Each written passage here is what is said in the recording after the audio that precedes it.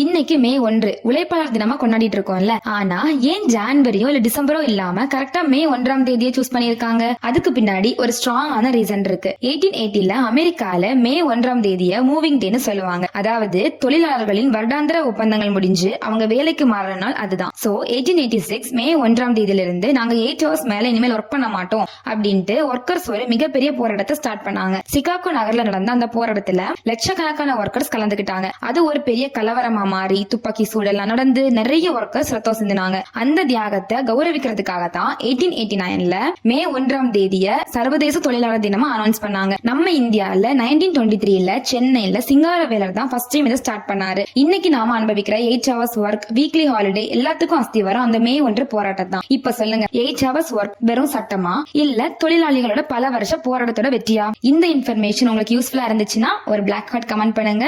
And நம்ம சேனலை மறக்காம சப்ஸ்கிரைப் பண்ணி வச்சுக்கோங்க. இந்த வீடியோ பார்த்துட்டு இருக்க எல்லாருக்குமே உழைப்பாளிகள் தின நல்வாழ்த்துக்கள். நாளைக்கு இன்னொரு வீடியோல மீட் பண்ணலாம். பை.